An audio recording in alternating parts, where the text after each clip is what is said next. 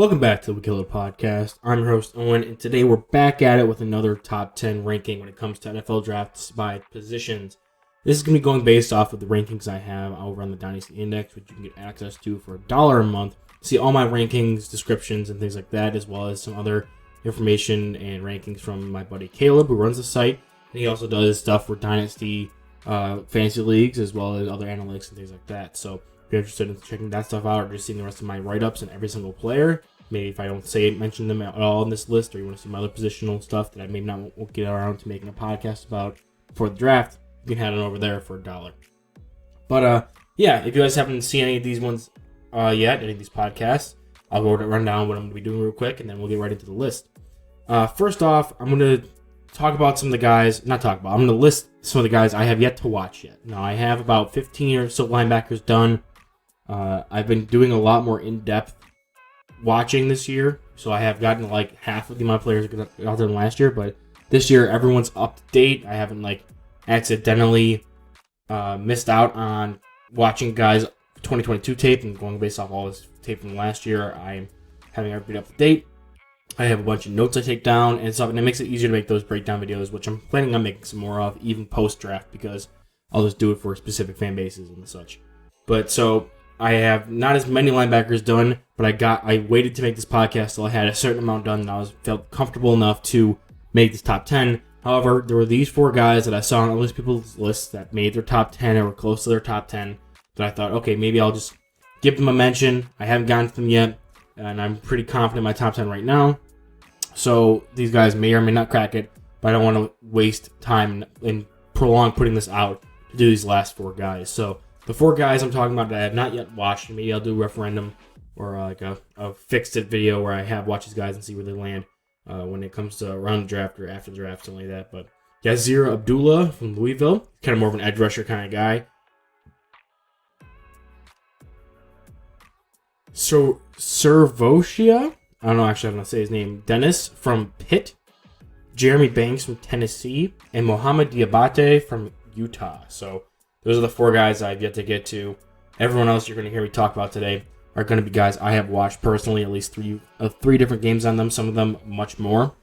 And then once we get to between 6 and 5, I will go over and talk about some of my guys, the guys I liked that didn't make it into the top 10, as well as a couple of the not my guys that didn't make it into the top 10 but were super close to. So I'm really excited to get into this, and let's just dive in. Just a header before I get into number 10. I am actually a lot higher on this linebacker class than a lot of people are. Now, it's not great. I have a single round 1 evaluation, but every guy I'm going to talk about today in the actual list itself, I think could be a day 2 pick, and I wouldn't be upset about it, whether it's for their physical traits or where they are as a prospect or what their fit is and things like that. I think a lot of these guys can be taken in the first 2, not rounds, but days. So day 1 or day 2, you take these guys, and I can understand that and understand if they have a specific need there or a position you want to play or a physical profile that they fit perfectly. And I'm like, okay, that makes sense. That's understandable. So I can see where some of these guys, some people might not be as high in them as I am, which makes them not day 2 kind of picks. But at the same time, I think everyone I'm going to talk about today, if a team took them in the first 3 rounds, I'd be fine with it. Maybe not round 1, but round 2, round 3. And I'll talk about those grades once I get to them. And number 10 is going to be from Tulane, linebacker Dorian Williams. More of an undersized guy, converted safety, and he shows all the movement skills that comes with being that kind of type of backer here, running a 4.49 40. And what's actually surprising, he has pretty long arms, 33 and 34 inches, which is in the 92nd percentile of his position. What he does positively is being that athlete and having a good ability to go from sideline to sideline and being even on the backside of a play, catching up and making a tackle on the back. When he drops into coverage, he's really fluent in moving in the open space, and I really like that about him. Now, I do think he can be a pretty good coverage player eventually, but like for some reason, Tulane didn't use him as their main coverage linebacker. He wasn't like manning up on guys all that often, at least in the stuff I watched, in the games I watched. And when he was in zone, he got good depth, and then there would be some plays where he was in good positioning, but they were just attacking him with a 2-man receiver concept, and it's like, why was he not able to make a play? Well, they were really testing him, and he probably made the right decision, but it was more of like, you can't really evaluate him on his coverage ability from that play because it was designed to really, attack at him, which maybe other teams are seeing something that I'm not in their lead up film where like, okay, we can attack this guy with coverage. or in coverage, so maybe we should throw these routes at him, so that could be an indicator. But in everything I've seen where it was like him in the solo zone thing, I liked what he did. However, when it comes to movement, I didn't like his inability to really get his head around a lot more, and he did read the quarterback's eyes well, just trying to find the next most productive man to try to go over and take him away, as well as reading the quarterback's eyes, so you're not doing wasted movement. So there's a little more fine tuning you can get there, and I don't think he's going to be like a starter right away, unless it's like a team that needs a weak side linebacker. Because if you're going to want to play him in the middle, I highly advise against that. He's a smaller guy, and despite having that really good length, he's never going to be like that stack and shed kind of linebacker. He's not really aggressive either. He'll let the lineman come up to him. I wish he was able to move down and kind of work laterally down towards the line of scrimmage more as he's reading the run play and then using his hands to knock guys off and keep distance between his chest and them before making a decision attacking the runner. And he does some of that good when he's scraping from the backside, which is why I think he should be like a weak side linebacker, being able to come over the top, use that range, use the length to keep clean, and then attacking at the very end of the play, and then eventually just getting more reps in coverage to really get used to that. I don't really think you want to use him as a blitzer. Twain did a decent amount, and when he was going against running backs, he was able to get some pressure. I wouldn't say it was really consistent, but he was able to get some pressure against them when running backs were blocking him up. But when he was going against like straight up linemen and he was trying to be like an edge rusher on the outside, he had good first step burst. But at the same time, it's like he's not going to be a guy that you're going to line up and like a Micah Parsons or something like that. So I really think teams are going to want to draft him specifically to be a weak side linebacker. I don't think he really has a lot of mobility outside of that positioning itself. But I mean, you're getting a great special teamer because he's good at tackling, he's got good length to make some out of frame tackles really easily. So I think he'll be a good special teamer right away. He could be a good weak side linebacker, and then just be able to develop some of those other things to really round out his game. He'll be a solid contributor on defense, which is why I have him at kind of like a high third round, late second round kind of grade here. And at number 9 is going to be Nick Hampton, edge rusher from Appalachian State, however you want to say it. This is where it's going to get a little more controversial because Nick Hampton and at least one other, but maybe two others later on in this list are going to be seen more as maybe edge rushers and have been listed as edge rushers as opposed to just straight up stack linebackers. And they played like that in college, and I graded them both as edge rushers and as linebackers. I had two separate folders open, filling their grades in per video or per film I watched on them. And then whatever position they came out as the higher grade with, I decided with it. And usually I'll typically side with them being a linebacker since I consider a rush 3-4 linebacker more as a linebacker than an edge rusher. And that's where I landed with Nick Hampton and at least one other guy I'll mention later on this list. But Nick Hampton, like I said, played like a rolled-up edge role for the Appalachian State over the college season. And he is a smaller guy, 6'2", 235, around there. And that kind of showed up a little bit when he played on the edge. Even though he has damn near 34-inch arms, like he's close, he's at like 33 inches. It's going to be a little bit more of an issue for him to get separation because he didn't really use it all that well when he was playing on the edge. Maybe if he's a stack guy and he's facing these shorter interior linemen and then for level, it'll show up a little better. But I always thought his block shedding was a little lacking, especially as an edge defender. And I don't really know how to say that for or what it'll look like when he's an inside stack linebacker. But even then, I don't think they're going to play him at the NFL level as a stack linebacker. I think he's going to be more of a scheme-specific thing. And the reason why he's half a point higher than Dorian Williams with a high third-round grade is because despite the fact that he's probably less scheme versatile than a guy like Williams, who's going to be scheme versatile but more position locked as a weak side linebacker, I think Hampton could either be a weak side linebacker or a 3-4 edge rolled up rush linebacker. So he has a little more scheme and positional versatility with the amount of schemes and plays or places in that scheme he can play. So I wouldn't play him as a weak side defensive end, even though he's a good edge rusher. He doesn't have particularly great counters or anything, and I would grade him as an edge rusher where I value hand technique way more than I do for linebackers. He probably wouldn't grade all that well just because he would out-athletic guys. Now he has great change of direction and agility and speed and bend and stuff, so he has some different ways to win with counters back inside and hard cuts and bending up around the upper hip. So as an edge rusher, he is decent and is especially good for a linebacker who's going to be rushing the quarterback. And when the play was flowing away from him, he did show some good speed to catch it from the backside of the play. So I'm not too worried about his range. He's not going to be playing like Mike or anything, so he's not going to need that full sideline-to-sideline speed, especially if you roll him up a little bit. So I don't think it's going to be a problem.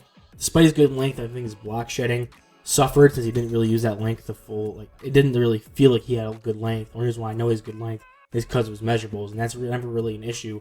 That's where you look back after the combine and say, like, okay, why didn't this show up? Why didn't the specific measurable that we're seeing being pretty good in comparison to other measurables for other guys, why didn't that show up in his tape? Unlike someone like Dorian Williams, where it showed up, it was just his play strength you could call that to.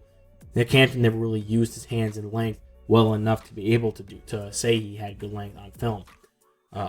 He wasn't really used in pass coverage a lot. I mean, his athleticism translated well to when he did drop in zones. But he mostly just did the little flat zone area where he was able to get out there and read a single receiver who's in the flat and cover that guy. Like I said, he's a good athlete. I don't know if I would have him man up on anybody just because he has no real experience for that. And like, even though he played with good fluidity and agility and stuff, I wouldn't really say he tested all that great and really would match up with some of these higher level NFL caliber skill position players to man coverage them. So I wouldn't really rely on him to be your coverage guy. If it is a third down, I would send him on a blitz for sure. And that's why I think maybe he'll fit best as a 3-4 outside rush linebacker as opposed to that weak side, even front weak side linebacker, will linebacker.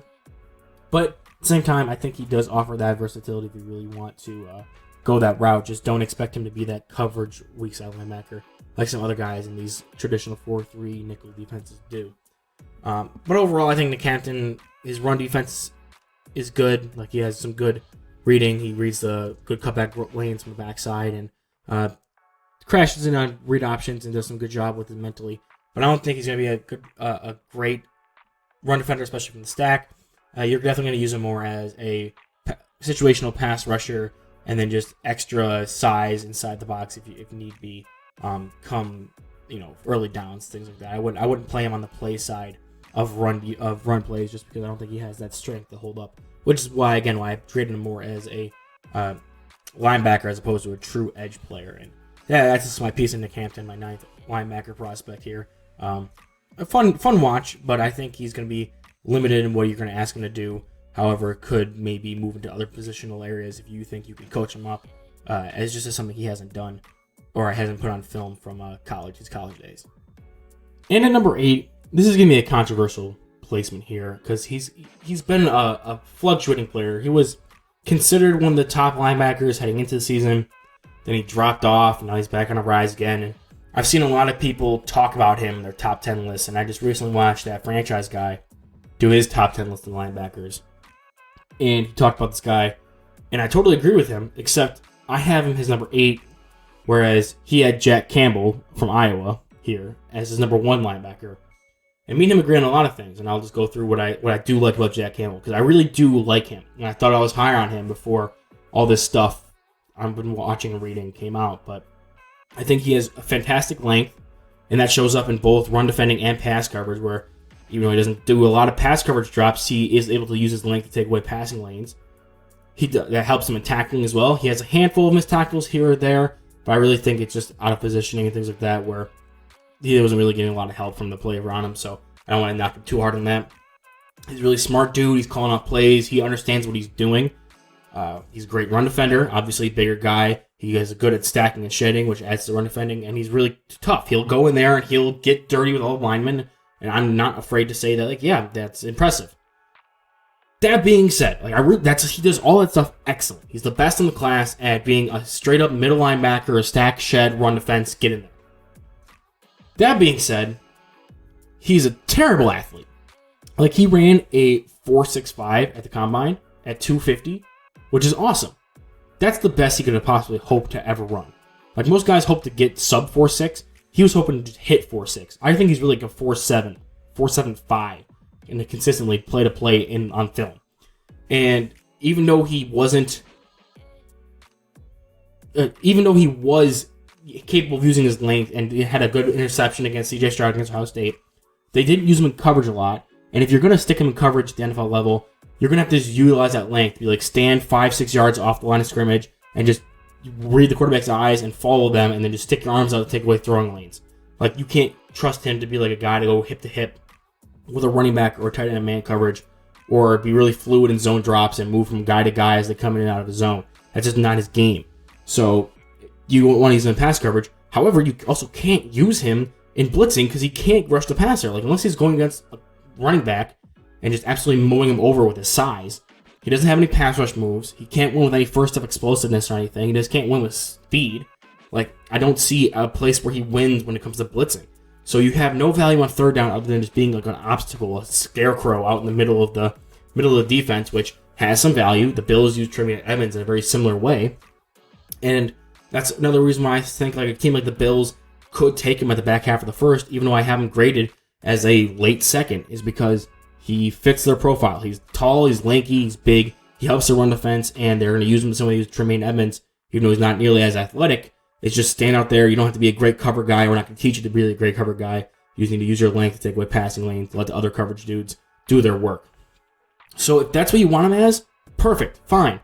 But he's not this transcendent linebacker guy. He might be coming in and might be a top 10 run defending linebacker day one, but that doesn't translate to being a number 1 or top 10 overall linebacker day one. So he's going to improve your run defense immediately. He's a great run defender. I can't stress that enough.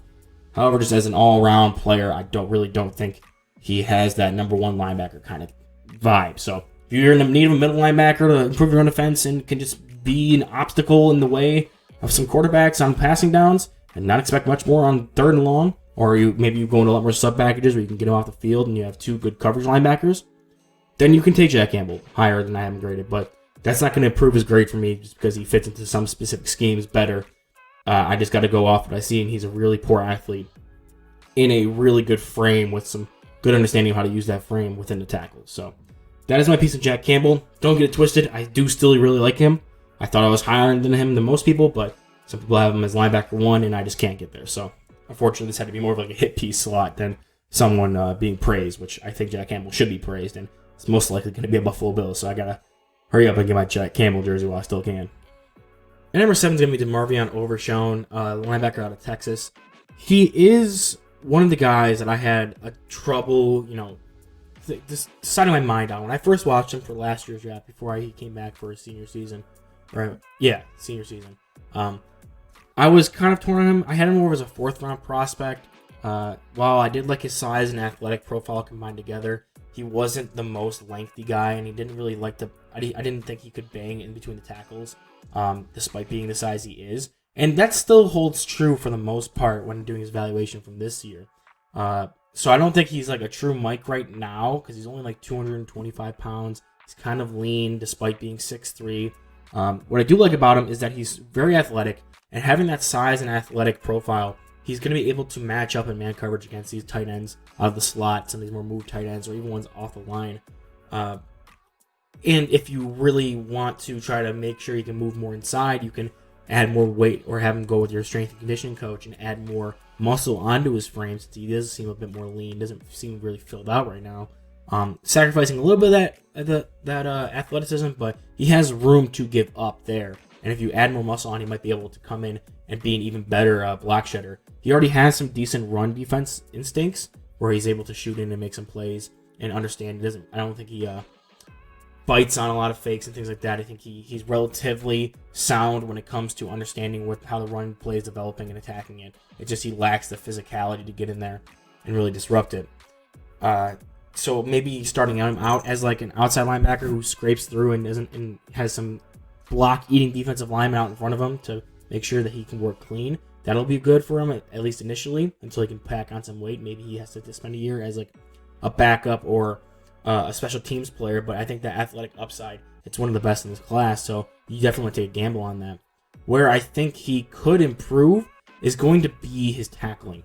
I really think that despite him being a taller guy and having some decent length, because he is a taller guy, he wasn't really able to make those tackles outside of his frame that you expect and you want from a guy who is of that larger build and has that larger wingspan.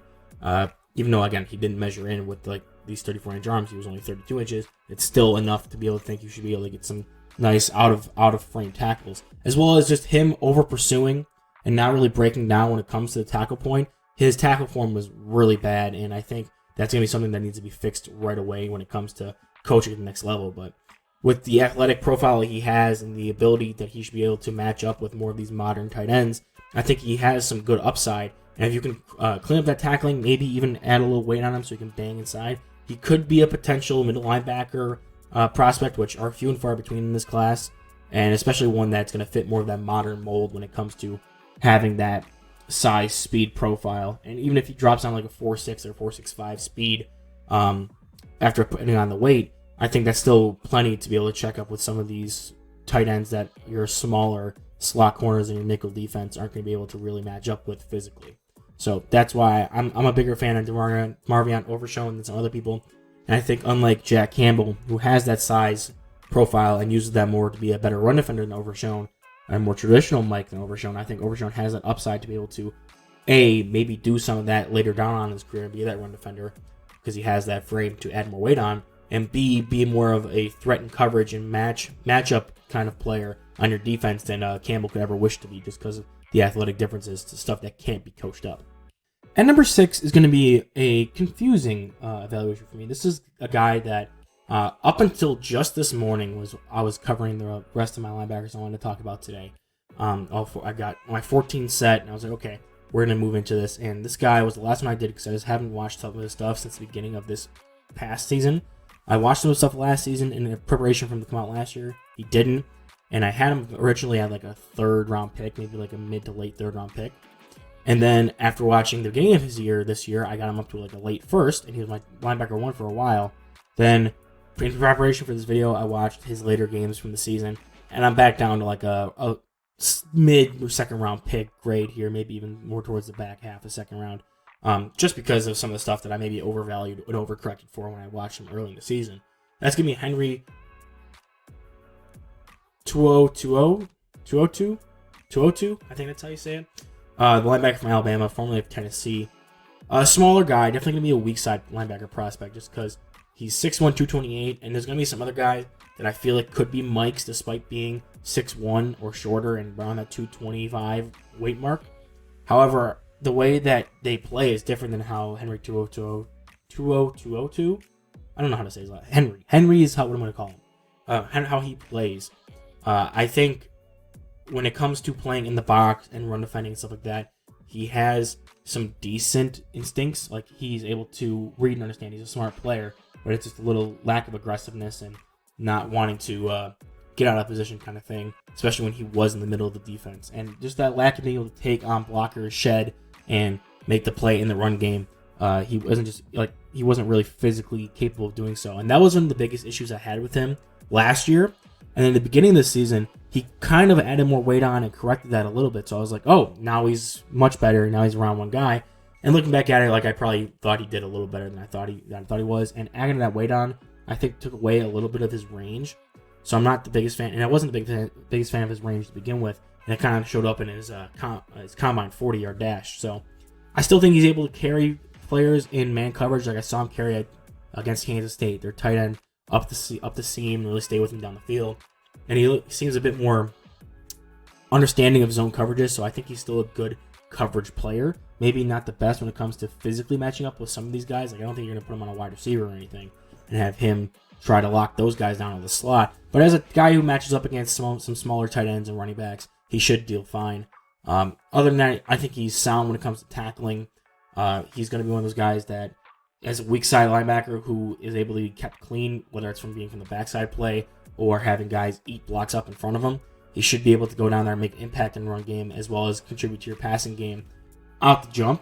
So, unlike someone like Dorian Williams, who has like the athleticism and the comfortableness playing in zone coverage and playing man coverage, and so eventually with enough reps can get to that really good coverage linebacker. Out the gate, Henry is going to give you a decent coverage linebacker, maybe not as much room to improve, but still one that's decent out the jump with a good floor.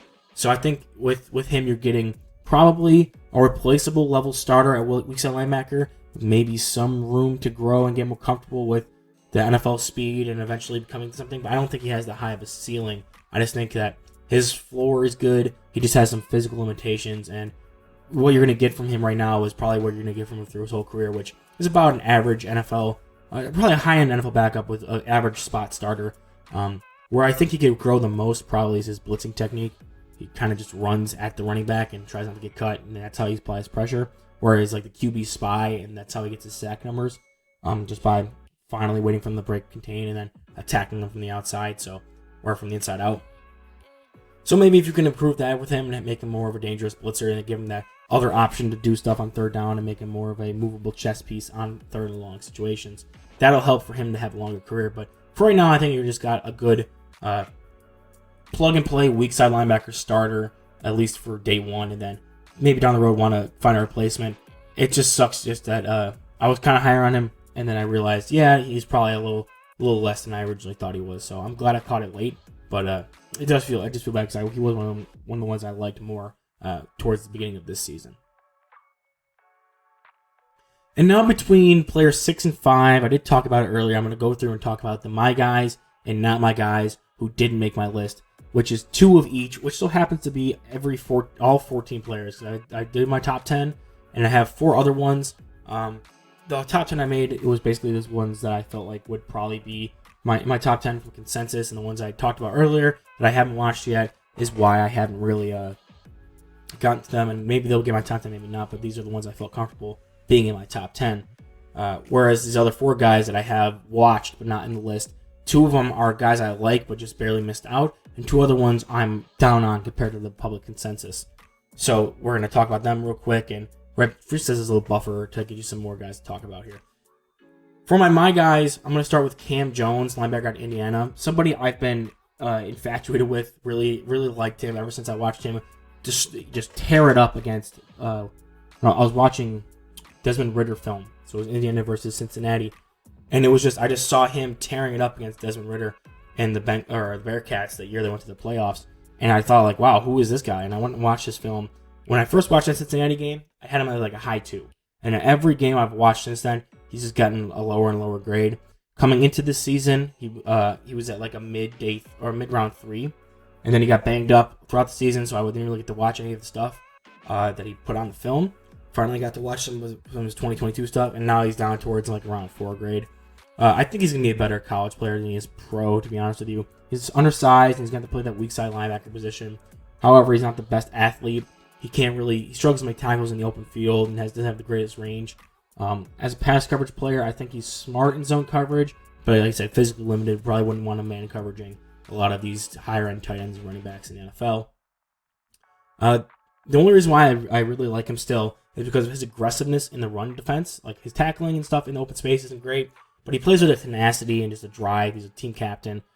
So you like that kind of stuff for your room, as well as his blitzing ability. I think he is really aggressive when it comes to blitzing and can just out-aggressive some of these linemen and just keep fighting through the play and get some good pressures. That was one of the things that I really caught my eye against Cincinnati, was his ability to just get in the backfield and shoot gaps and play aggressive and make big splash plays behind the line of scrimmage. So I don't think he's going to be an NFL starter, and maybe just my residual good feelings I had from watching him 2 years ago against Cincinnati that I have him in my guys list. But yeah, I don't hear a lot of people talking about him. Just wanted to spotlight him a little bit. And probably my only real true my guy is going to be Ventrell Miller, Florida linebacker, 6 foot, 223 pounds. Had a bunch of games played for Florida and was a team captain. Really is going to be that high character guy you bring into your room. And even though he's not going to be like a starting NFL linebacker throughout his career, I think he has the skill set right now that is indicative of playing for 10 plus years as a solid to pretty above average backup and a good spot starter, where he is really good intangibly. I watched him and I was expecting to be kind of disappointed, but I saw him inside the box against the run, stacking and shedding, making good plays behind the line of scrimmage, really showing some good burst downhill, good sense of the running, sense of running lanes and things like that. So he was doing a really good job as a run defender, and I was surprised. I thought a guy who was 6 foot probably wouldn't be able to stack and shed linemen like this, and he was really good at it, and I was really impressed. And not only that, I was like, okay, so he's a good run defender inside the box, but he's probably going to struggle with coverage. And in zone coverage, at least, his sense of awareness of where guys are and not covering grass and really just getting in throwing lanes was really high up there. I really enjoyed his zone drops, especially when he was going just down into the hook curl zone. I felt like he did a really good job there. Where I have a problem with Ventrell Miller, all those intangible things, high character, intelligence on the field, run defense, stack and shedding, power, playing with aggression. He's even a really good blitzer. He can really get a power rush going against like small offensive tackles. I think that's all great, and especially, like I said, his zone coverage really surprised me. What's going to hold him back is his lack of high-end athleticism. He didn't run the 40, but my guess he's probably going to be like a 4.75 kind of guy. Really slow. In man coverage, he gets left behind by tight ends, and when it's like a running play that goes to the outside, he needs to take some really bad. He needs to take like much deeper run angles to try to catch the guys on the sideline. Not going to be able to get flat, get lateral, and still cut these guys off. So it's going to limit the amount of people who are going to be willing to start him because he lacks the athletic profile to be like a high-end or just an average NFL starter at linebacker, especially in the new age of how spread out and zone heavy and pass heavy and RPOs and stuff, which is another issue is that he does the thing that some really good linebackers do, which is they'll cheat towards the handoff in the RPO, but then able to recover and make the play on the pass anyway. However, he lacks the athleticism to be able to do that cheat step, and it catches him, it bites him in the ass a couple times.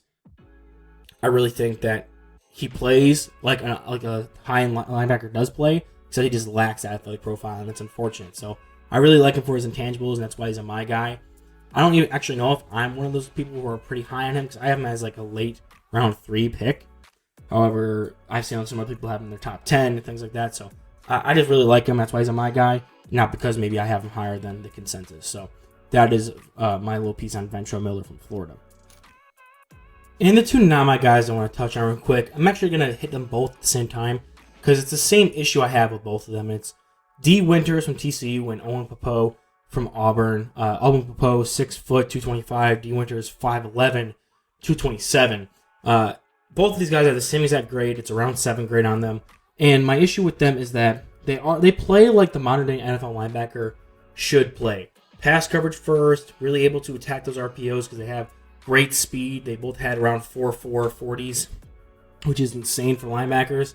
So, like, athletically, they're everything you want them to be. However, their lack of size, while some guys can overcome that by just being tenacious and being able to get in there and still shed blocks, and we'll talk about some of the undersized guys that can do that, especially closer to the top of our list. But these two guys, they're just so overly matched when it comes to inside the box. And even when they're playing from the backside, I really don't like their run defense fits and things like that. So the real thing you'd want to draft these guys for would be like as pass coverage guys. And while they both move well in the open field, I think Popo is a better athlete generally and is a little bit bigger. So I would probably take him over Winters at first. But at the same time, I don't think either of them are extra special when it comes to that. And they're both too undersized to be that kind of guy who blankets tight ends, because tight ends are going to be 6'4", 6'5", and still highly athletic in the NFL level. And these guys are 6 foot and 5'11", and I'm sure that teams that run a lot of nickel or big nickel, that their slot corners might not even be much smaller than these guys are. So why would you sacrifice their coverage ability to put these guys out there? Because even with them being linebackers, neither of them are like excellent in run defense. They have great range; they can catch it from the backside, but I wouldn't say like either of them are like fantastic in it. So I don't know how much of a drop off you get from them to your slot corner in run defense. Whereas the drop off from them into a slot corner for pass coverage may be a bit more dramatic, just because the slot corner is going to be a bit more versed in how to play in zones and understand leverage and man coverage and things like that. So these two guys, they're good athletes, and I get why people are on them because their athleticism pops and they play like those more modern NFL linebackers. However, I'm just not a big fan, and I think that I would let somebody else take them and try to morph them into something else, unless it's like a UDFA thing. I want to bring them in and see maybe if I can make them my specific, like very specific big nickel defender. So like a smaller, undersized linebacker or a big safety, for anyone who doesn't know what a big nickel is, that specifically comes in to play in heavy coverage sets. So those might be my developmental big nickel guys, but I don't think I'm going to burn even like an early day 3 pick on either of these guys. So I would stay wary of them. Getting back into our list, at number 5 here is going to be another one of my guys. And it's somebody that I have not heard anybody talk about. And it's another one of those players that the argument is, are they an edge player or are they a linebacker player? I think this guy, even more than Nick Hampton, is going to be a stack linebacker at the next level, but can still play that rolled up linebacker, rush linebacker role in a 3-4 defense just because he's so good at rushing the passer. And I didn't even know who he was until last year when I was watching Leo Chenal and Jack Sanborn heading into the draft pretty late on. And I was like, wow, who's this other guy that's flashing against Notre Dame? And I believe it was Ohio State. And it was Nick Herbig. Now, Nick is going to be kind of this undersized kind of linebacker. I had him as a first-round pick initially when I first watched him. And I've slowly ticked him down as I really realized, like, okay, some of these things aren't going to translate as well as I think they do, or as well as they do in the college level. And I think what really set that in was when he played against DeJuan Jones this past year in Ohio State, where I know he's a good pass rusher. He has like all the counters and long arms and bend around the edge and power rushes. He has everything in the toolkit you want for an edge rusher, which is why a lot of people have him as an edge rusher. But he's super undersized to be an NFL edge rusher, and he doesn't have the length to be able to do some of the things he does in college. And that showed up against like a guy like DeJuan Jones, who's this massive dude who's going to be an NFL right tackle. He's 6'7", and he kind of got dwarfed by him and pretty stonewalled. So it was like, okay, this is like a kind of wake-up call where you're not going to be able to just line up on the edge and let him go. However, as a stack linebacker, maybe even a Mike or a Will in an even front scheme that you send on blitzes, or as a rolled-up rush linebacker, so you send him on just like third down passing options, or even on early downs, because I think he plays the point of attack really well. I think giving him the opportunity to still go down there and play near the line of scrimmage is going to be key for him at the NFL level. He kind of reminds me of a former Wisconsin Badger of Zach Bond. I was pretty high on him, except Bond, I think, was a little less developed as an edge rusher when it comes to technique or athleticism, whereas Herbig, I think, is a more complete package as a pass rusher. He wasn't dropped in the coverage all that often, but when he was, you can tell he's an intelligent player. He understands what's going on. He knows what round concepts are what. He was just so good at pass rushing at the college level, they didn't really give him a lot of options to do that outside of occasionally dropping into like the flat area. So I think that could be something you can unlock for him. Why I think he'll translate better to a stack linebacker than just as an undersized edge. As well as I think his range is kind of underrated, where he ran like 4.64 on his 40, which is around like what an average linebacker will run. Now I know the NFL is trending away from that, so that's why you want to put Herbig as like your strong side linebacker or one of the outside linebackers, and allow him to have a shortened field to work with if the play's coming towards him, to really minimize the lack of high-end range he has. But there's a lot of ways you can deploy Herbig. I think he's one of these Wisconsin defenders where not all of them translate. We've seen in the past now, like Leo Chenal is having success with the Chiefs. Jack Sanborn was having success this past year. And I think that guys like Nick Herbig are going to be used more often in this more spread-out NFL offense where guys who can rush the passer but still get out into open space and be decent in zone coverage, as well as, even though they're smaller, be good at the point of attack, so that way they're a little more agile to deal with like running backs and things like that at the backfield, but at the same time affect the run game. So I'm pretty high on Nick Herbig.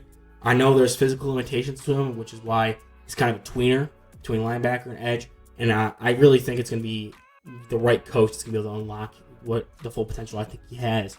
But I think that is there, and I think it's there more so than a guy like Nick Hampton, who struggles with the physicality of the game, where Herbig, even though he's probably really around the same size, he's a little more filled out and has a little more understanding of how to use his body and his hands to have power. So Herbig is somebody I think could be kind of a sleeper in this draft class, and somebody that if the right defensive coordinator gets hands on them, you're going to be like, well, how the hell did he slip past us, and how is he going to be? I think he's more on the TJ Watt end of the spectrum as opposed to the Zach Bond end, and that's not, I'm not saying he's TJ Watt, but you're saying, like, I'm saying he's going to be more translatable than some of the other hybrid Wisconsin linebacker edge defenders that have come out recently. Up next, our next two, but I'm going to start with this guy first, obviously because he's the lower grade, is going to be a pair of linebackers that the same holds true for them that has for a guy like Jack Campbell this year, where they were super high up early on in the draft process, like preseason, and as the NFL or as the college season progressed, they slowly dropped, and now they're going to be in round 2 consideration, where I have them here. The first one on our fourth overall linebacker here is going to be Trenton Simpson from Clemson, second round pick. I have him down from where I originally had him as a first round guy. I think when you look at upside in these linebackers, he is probably the number one when it comes to ceiling. However, the floor is really low, especially if you want to play him as a stack linebacker. I don't think he's big enough to play edge consistently. Maybe if he's in that Micah Parsons role where they roll him up every so often, but don't make him be like the play side, set the edge kind of guy.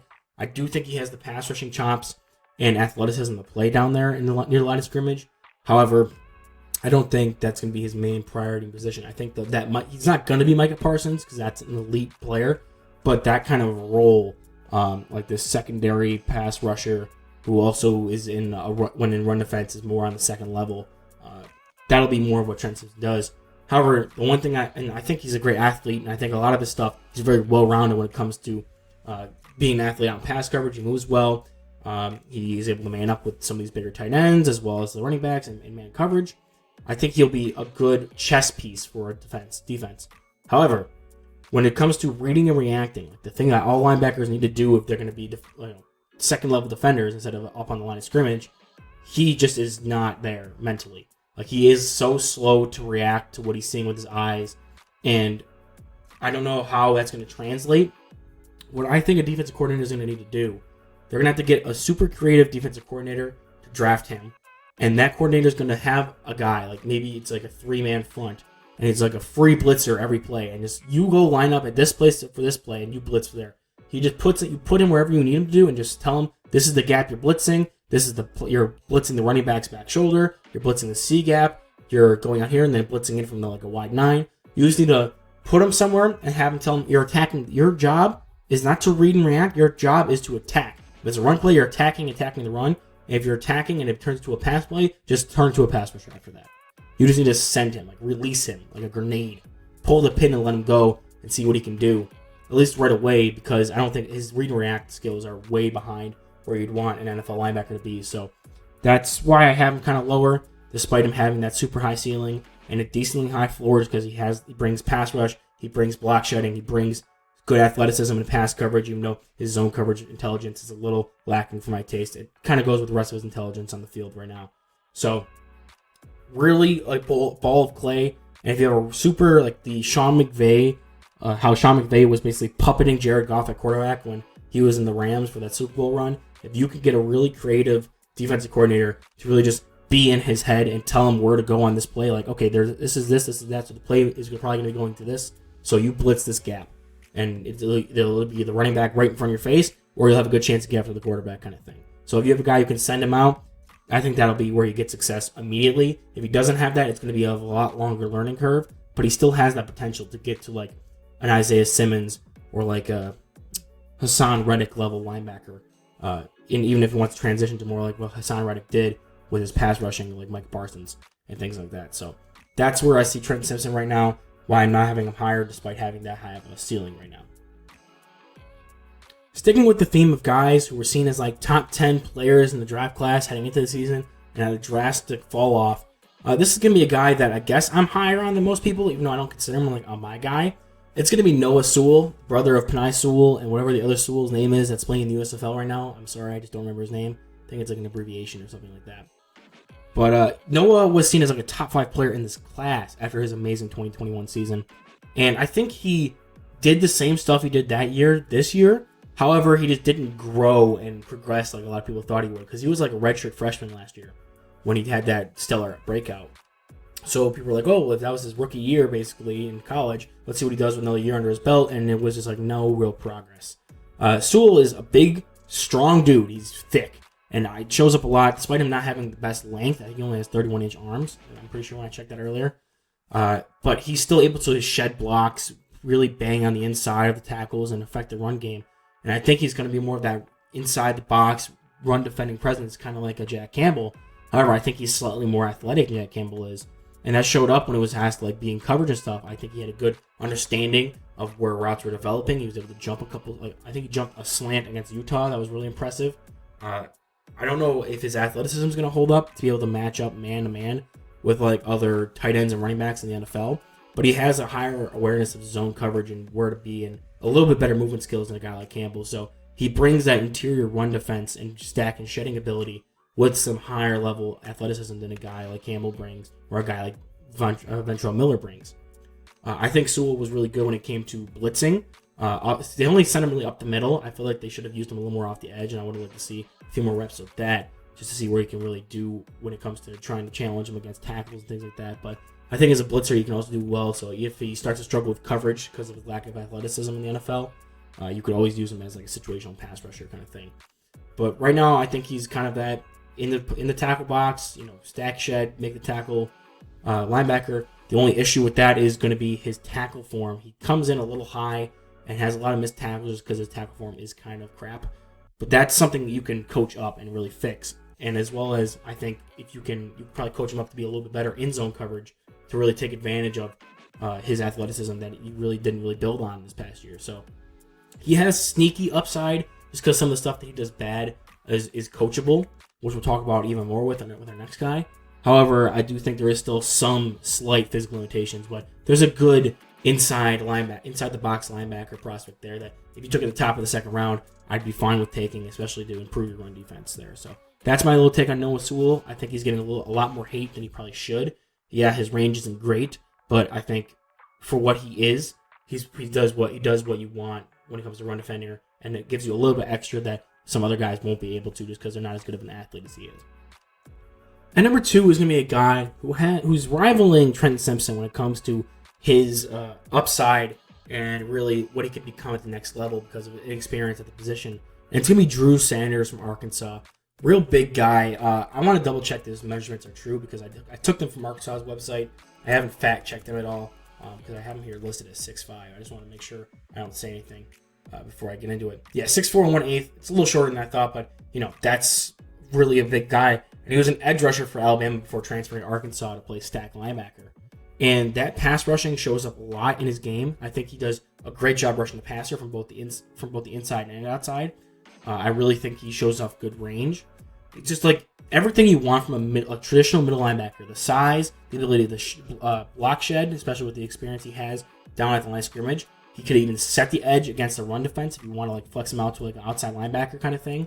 He gives really Tremaine Edmonds vibes, where Edmonds was thought of okay, could he be like an outside linebacker and an odd front and roll up and be that point of attack kind of defender? I think that's what we got at Sanders, especially after having his edge rusher background. He can rush the passer from the edge. He can set the point of attack on the edge. He can attack the run from the inside of the defense with good range, good block shedding, good power. Everything is it's a full package. I think he has a good floor when it comes to talent right now as a linebacker. Where I think he could improve is going to be his IQ and pass coverage as well as a tackle form. Two things that are super easily coachable that I think if you could coach him up on those things. So maybe after a bumpy year 1 or year 2, you're really going to start unlocking a guy who could be a top 10 linebacker in the league, maybe top half of the league linebacker at worst, once you coach him up to that thing, and he's willing to learn that. I have a full film breakdown on my channel for Sanders, so I'm not going to harp on it for too long, but yeah, one of the guys that I think marries that high floor and high ceiling together in his linebacker core in this draft class that I think is kind of underrated, and I think there's a lot of guys here who have that upside or who have that floor, and he's just the perfect marriage of both here. And finally, my linebacker 1, and I didn't originally have him as linebacker 1. I think he was 4 or 5 when I first watched him. But the more I read into his background and went back and rewatched a couple more of his games, I was really kind of sold on him as this is the epitome of what the new age linebacker defender, middle linebacker, outside linebacker, whatever you want to play him as, in the NFL is going to be. Somebody who can play the run and play the pass, has enough athleticism to challenge these tight ends and wide receiver, or slower slot, big wide receivers, big slot wide receivers, running backs out the backfield. He can cover them. He has the range to do so. He can affect the run. He's not afraid of contact despite being a smaller guy. And that's Diane Henley from Washington State. This is my guy. Former wide receiver, turned DB, turned linebacker for his last 2 seasons at Nevada, before transferring for 1 season at Washington State and really just showing out against higher level competition. It's impressive. He's been a linebacker for 3 seasons of his life, and it's just going to be something. He already has such a high floor for having such little experience at the position, and the fact that he is still going to he's going to have room to grow because he has more reps he takes, and that's the biggest knock on him right now for me is he maybe takes a little bit, second or two, to read plays sometimes, and that's just from lack of experience and lack of playing at a higher speed. He went from Nevada to Washington State, which is in the Pac-12, which isn't the highest, not the SEC or anything like that, but it's still a jump in competition, a jump in speed, and he was able to come in, and despite, having a couple of games where he was a little struggling to process it as quickly as he need to, he still showed a great floor as a run defender, willing to get into guys, having decent block shedding despite being smaller and short-armed. I think his range, he was a 10th fastest linebacker at the combine. However, unlike some of the other guys who are small, like Owen and D. Winters, when they got someone to get a hand on them while they were going sideline to sideline, they slowed down and looked a lot slower than they were if they was unimpeded, which is what kind of like the combine is, just an unimpeded sprint. Whereas Henley never dropped his speed and even invited contact sometimes because he was able to get off of it, power through it, and still keep his speed up and attack the back from the back side if he was coming from the weak side. I think he is going to be one of the guys that, despite being older and he's a redshirt senior, he's a graduate transfer to Washington State, he's going to have that ability to improve and get better and better and have that ceiling despite being older. And because he's athletic and because he's new to the position and has a lot of athleticism from being a receiver, has the ball skills from being a receiver. He's natural in pass coverage. He, needs a little bit more time to really develop how to work with leverage in zone coverage. But right now he understands how routes develop and what routes are targeting what areas of the field. He's athletic enough to work in man coverage. And like I said, he's not afraid of contact. He's willing to go in and bang inside the tackles in the run defense. And he has some good plays where he's wrapping up and making tackles near or behind the line of scrimmage just because he's willing to get in there and get inside some linemen and get eyes in the backfield and make read plays. So I'm a big Daiyan Henley fan. If I'm a team like the Buffalo Bills who needs a linebacker badly, I'm rooting for this guy, even though he doesn't have like the length and other things, like other like prototypical size some of those teams look for in their middle linebackers. I think he's like the next generation of like NFL linebacker who is going to be able to combat against this RPO system where you need to be willing to be a run defender and get your hands dirty, but also smooth and natural in pass coverage. And I think that's Daiyan Henley to a T. So that's why I'm as high on him as I am. But that's my top 10 list for my linebackers in the 2023 NFL draft, as well as my guys and not my guys here. I'm going to be doing a lot more videos covering the draft this week. Leading up to the draft, I have a couple other things I'm going to be recording. I'm hoping to get a video out every single day, even on the weekends. We're going to keep doing the XFL and USFL coverage stuff now that Christian's on board. And just, more draft coverage, more podcasts. I got a couple I'm going to do 2 different mock drafts before the draft is here. My sleeper teams, offense and defense, a bunch of stuff. So just stay tuned, and I'll catch you guys in